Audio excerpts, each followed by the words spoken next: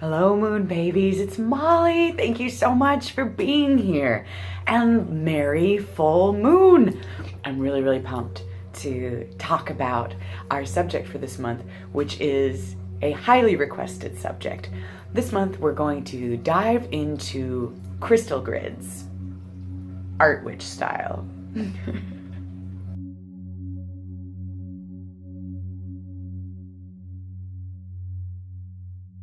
So I thought I'd begin by sharing a little bit about why I personally enjoy working with crystals.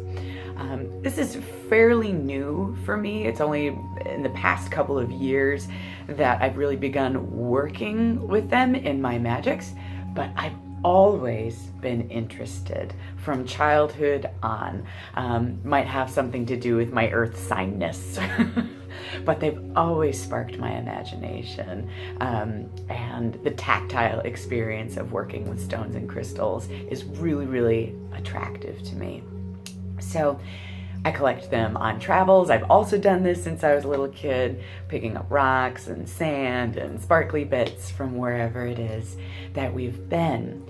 I also really love working with crystals for art magics in particular because of their potential for layered meaning. So crystals correspond to certain signs of the zodiac, parts of the anatomy, bodily systems, spiritual and emotional layers, just where they're found in the earth, the processes under which they are made, the circumstances under which they are made and found, the specific meanings that can be assigned to particular shapes, structures, colors, correspondences, their historic applications in art, in magics, medicine, their lore, the legends that surround them. And what it does is cracks open this wide possibility, this range of possibilities for what they can do, say, and mean to us as individual practitioners. So what is a crystal grid? A crystal grid is an arrangement of rocks in relationship to each other designed to promote an outcome. It's a rock spell. So some grids will use sacred geometry. You might be familiar with the Flower of Life. There's a lot of templates that are recommended to use, and there are parts that people recommend that you use. So a set stone, so whatever your intention is. Some crystal workers insist that you need a generator, so something that looks like this with a point, and it has to be quartz that's in the middle of your grid. There are also way stones, so how is the energy moving out or into your grid? What's amplifying it? And a lot, as I mentioned before, template specific arrangements that you use to promote your outcome. So why am I doing a crystal vid video here? A crystal grid video if I'm not going to show you the correct way to do it. You guys know I'm not big on the correct way of doing anything. I don't think that you can mess this up, to be perfectly honest. I don't experience crystal energy in the way a lot of people speak about it. I don't receive flashes of insight, the healing properties on their own. I feel like that's something I assign the stone or we co-create together. For me, the joy of using stones is really that tactile, meditative experience. So I have the tendency to use crystals like art supplies. I use crystals like crayons in a box. So why would someone want to make a crystal grid in the first place? I think that you can use a grid in the same way you would use any type of spell. You can use them to draw something in. You can use it to emanate something out. You can use it to ground something in the present. It can be a meditation tool. It can be used for protection, to alleviate stress, to promote wellness. It can be about healing people, spaces, places, or to charge something up, which is a fun way to use a grid. So I want to offer you just a couple of tips from my own personal experience. So I use crystal grids as a visual prayer. So I think it's important to really hone in and decide on what it is that you're trying to focus on. Get real clear on what it is that you want to do, because like other spell work, if you're trying to pull in a whole bunch of stuff, it can get kind of muddy and it sort of gets lost. So get really clear on what it is you want to accomplish with this grid. Use symbolism that works for you. Books are fantastic, but if it doesn't mean anything to you, or you don't have an understanding of the symbolism and it doesn't relate to your experience, don't feel like you have to use it. Use symbolism that relates to you. Just because a crystal is huge or expensive, or you bought it from someone super magical, doesn't necessarily mean that it's the most magical thing you could possibly use.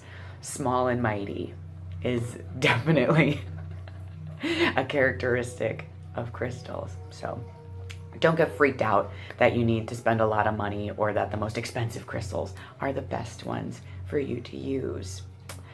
This is really about you developing your own sacred vocabulary. So you can also use more than crystals. I use items that are not crystals all the time and incorporate them into my grid, because I think that this is an intuitive practice. This is an art-making practice.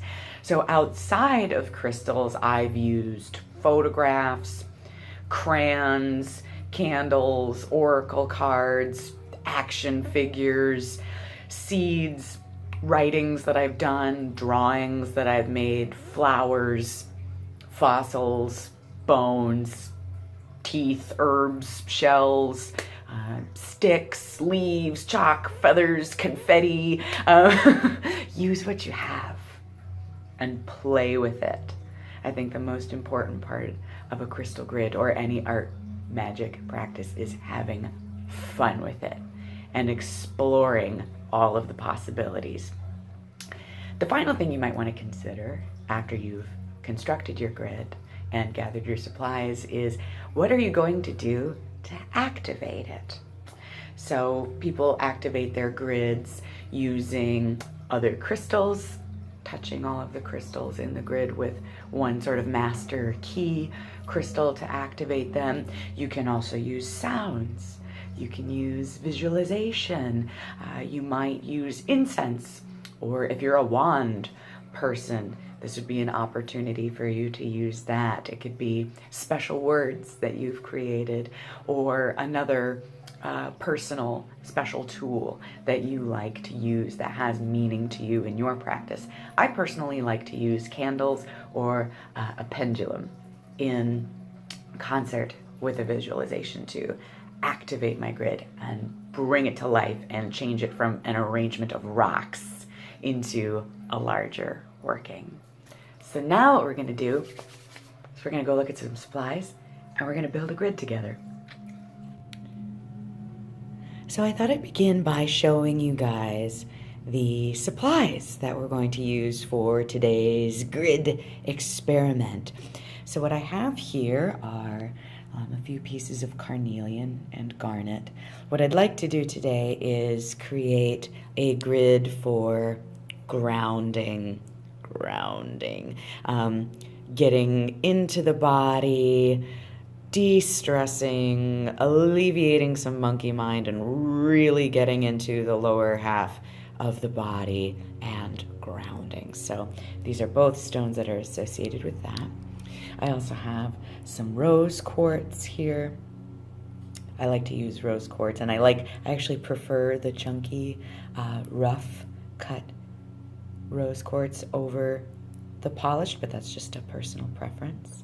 Here we have, this is going to be our big guy. This is going to be the centerpiece of our grid, and this is a piece of red calcite, which has grounding properties associated with it, and I love the color magic associated with this. I could look at this all day, all of the beautiful layers of colors in this piece of calcite.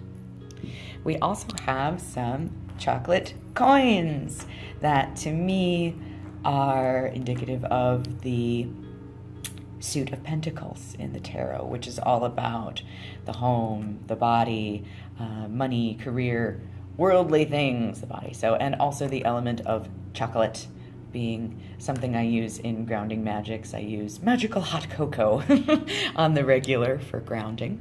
What else do we have? We also have some pink Himalayan salt. Salt is also a crystal and has grounding and cleansing properties, so we'll be incorporating that. I'm also going to be dressing my stones. Part of the way I like to activate them and tie them all together is to anoint them with an oil, and this is my own personal blend of a grounding oil. It's a really deep, musky, sort of clovey scent that really gets you back in the body. So we'll be using that. I also have some smaller stones that are just polished stones, representative of the earth element. I like to use more than just the fancy pretty rocks. I think they all have energy and something to contribute, so we'll be using those as well.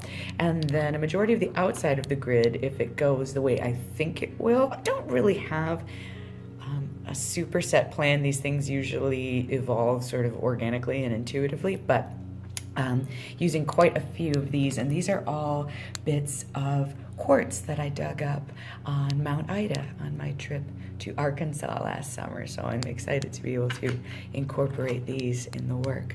So let's get started.